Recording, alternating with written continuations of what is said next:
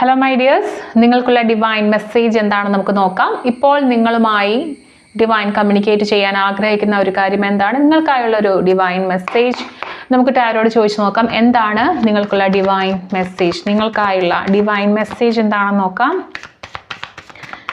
നിങ്ങളുടെ കറണ്ട് സിറ്റുവേഷനുമായി ബന്ധപ്പെട്ട് ഇപ്പോഴത്തെ നിങ്ങളുടെ ജീവിതത്തിലെ അവസ്ഥയുമായി ബന്ധപ്പെട്ടിട്ടുള്ള മെസ്സേജുകൾ. Card number 1, card number 2 and card number 3. നമുക്ക് കാർഡ്സ് ഒന്ന് റിവീൽ ചെയ്ത് നോക്കാം. കാർഡ് നമ്പർ 1, 3 ഓഫ് പെൻറ്റക്കിൾസ് എന്നുള്ള കാർഡാണ്. ദ ടെമ്പറൻസ് എന്ന് പറഞ്ഞ കാർഡ് വന്നിട്ടുണ്ട്. ആൻഡ് നൈറ്റ് ഓഫ് കപ്സ് എന്ന് പറയുന്ന കാർഡ് വന്നിട്ടുണ്ട്. ആൻഡ് നിങ്ങളുടെ ബോട്ടം ഓഫ് ദി ഡെക്ക് വന്നിരിക്കുന്നത് 5 ഓഫ് വോൺസ് ആണ്.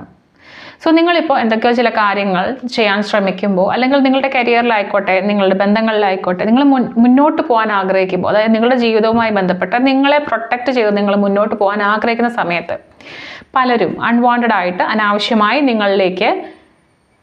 നിങ്ങളുടെ എനർജിയിലേക്ക് കടന്നു കയറാൻ ശ്രമിക്കുന്നുണ്ട്. അനാവശ്യമായി തടസ്സങ്ങൾ സൃഷ്ടിക്കുന്ന ആളുകൾ നിങ്ങൾക്ക് ചുറ്റുമുണ്ട്.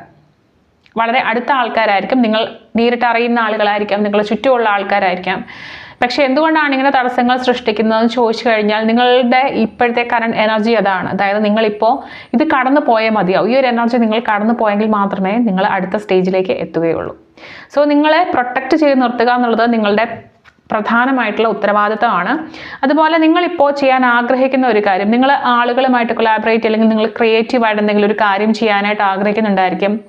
വേറെ ഒരാളുമായി ചേർന്ന് പഠിക്കുന്നുണ്ടായിരിക്കും. എന്ത് കാര്യമാണെങ്കിലും എന്തിനോ ആളുകൾ നിങ്ങളിലേക്ക് തടസ്സങ്ങൾ സൃഷ്ടിക്കുന്നതായിട്ട്, അല്ലെങ്കിൽ അനാവശ്യമായിട്ട് എന്തൊക്കെ എനർജിയുടെ ഇൻ്റർഫിയറൻസ് നിങ്ങൾക്ക് ഫേസ് ചെയ്യുന്നുണ്ടായിരിക്കാം.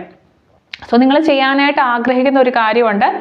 സോ ഈ ഒരു കാര്യത്തിന് നിങ്ങൾ കുറച്ചുകൂടി ക്ഷമ കാണിക്കണം എന്നുള്ളതാണ് കേട്ടോ. ഈ ഒരു കാര്യത്തിൽ തടസ്സങ്ങൾ വരും, നിങ്ങൾ ഗീവ് അപ്പ് ചെയ്യരുത്. കാരണം തടസ്സങ്ങൾ വരുമ്പോൾ പൊതുവേ നിങ്ങൾക്കത് വിട്ടുകളയാൻ തോന്നും. നിങ്ങൾ ഗീവ് അപ്പ് ചെയ്യേണ്ട സമയമല്ല. നിങ്ങൾ കുറച്ചുകൂടി സ്പിരിച്വലി വളരേണ്ട സമയമാണ്. നിങ്ങൾ കുറച്ച് മിതത്വം പാലിക്കേണ്ട സമയമാണ്. ഫിനാൻസിൻ്റെ കാര്യത്തിലാണെങ്കിലും നിങ്ങൾ സംസാരിക്കുന്ന കാര്യങ്ങളിലാണെങ്കിലും ഒക്കെ നിങ്ങൾ കുറച്ച് മിതത്വം പാലിക്കുക. നിങ്ങൾ കുറച്ചുകൂടി സ്പിരിച്വാലിറ്റിയിലേക്ക് കണക്ട് ചെയ്യുക എന്നുള്ളതാണ്.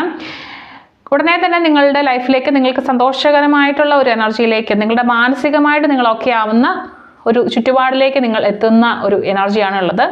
So it's A positive reading ആണ്. പക്ഷേ ഇപ്പോൾ ക്ഷമ കൈവിടരുത്. ഒരു പരീക്ഷണത്തിൻ്റെ സമയമാണ്.